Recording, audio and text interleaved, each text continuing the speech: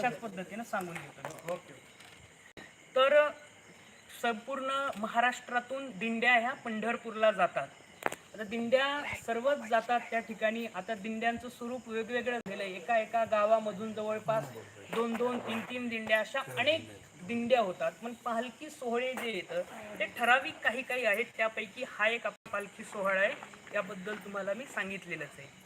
तर पंढरपूरला कसं जायला पाहिजे, काय जायला पाहिजे त्याचंही काही सांगितलेलं आहे. आता सगळे पंढरपूरला चाललेले आहात तर तुकोबारायांनी सांगितलेलं आहे, गात जागा प्रेम मागा विठ्ठला. तर हा जो संप्रदाय, हा संप्रदाय प्रेमाचा संप्रदाय. याच्यामध्ये आनंद वाटला जातो. आनंदे निर्भय डुलत असो. आनंद आणि निर्भय देण्याचं काम या संप्रदायाने अनेक वर्षापासून केलेलं आहे.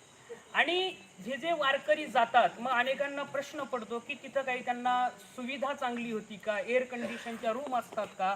लाखो लोक एकाच दिशेने चाललेत ना. कारण की आजकालच्या या भौतिक श्रीमंतीच्या, भौतिक सुखाच्या जगामध्ये हा प्रश्न पडणं एकदम साहजिक की तिथं काहीतरी लाखो लोक एका ठिकाणी जातात म्हणजे सुविधा चांगल्या होत असतील असं अजिबात काही होत नाही. सगळे वारकरी सगळ्यांना माहिती आहे की प्रसंगी पावसाचा सामना करावा लागतो, प्रसंगी चिखलाचाही सामना करावा लागतो, कुठे झोपायला जागाही भेटणार नाही, कुठे काही व्यवस्थाही होणार नाही. पण तरी देखील लोक फक्त ज्ञानोबारायांच्या शब्दाखातीर माझी जीवीची आवडी पंढरपुरा नीन बुडी म्हणून सगळेजण पंढरपूरच्या मार्गक्रमण करत असतात. तर जीवीची आवडी हा शब्द फार महत्वाचा आहे याच्यामध्ये. की जीवीची आवड जी आहे ती आवड कोणी सांगितलेली नसते, कोणी शिकवलेली नसते. ती आतून आलेली, हृदयातून प्रगटलेली, हृदयाच्या गाभ्यातून आलेली ती एक हात असते. ती पंढरपुराला जायचंय सगळ्यांना. वर्षातून एकदा का होईना माझ्या विठुरायाला भेटून येईल. बरं, गेल्याच्या नंतर दर्शन व्हावं अशी अपेक्षा कुठल्या वारकऱ्याला नसते. बस पंढरपूरला जायचं आणि यायचं. इतके निरपेक्ष भक्त हे फक्त वारकरी दिसू शकतात तुम्हाला.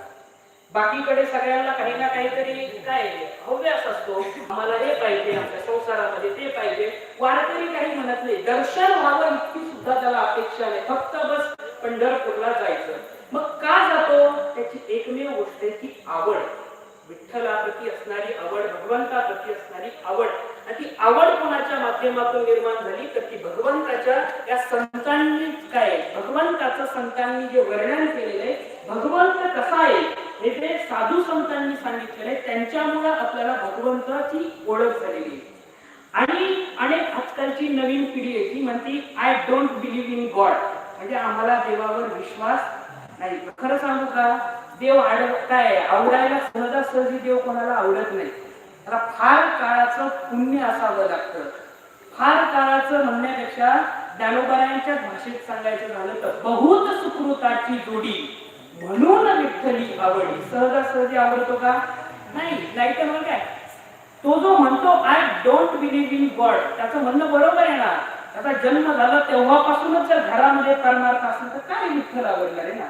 याला बहुत जन्माचे जन्मोजन्मी आम्ही बहु पुण्य केले, तेव्हा कृपा करायची गोष्ट लांब, पण आवड निर्माण होण्यासाठी सुद्धा बहुत सुकृताची जोडी, त्याचा साठा, त्याचा ठेवा असला तर त्याची आवड निर्माण होईल. मग हे केव्हा होतं त्याच्यासाठी एक गोष्ट सांगितलेली आहे की पवित्र ते कुळ पावन तो देश, जेथे हरीचे दास जन्म घेतील. हरीचे दास जन्म कुठे घेतात त्याच्यासाठी कुळ पवित्र असावं लागतं आणि देश पावन असावा लागतो.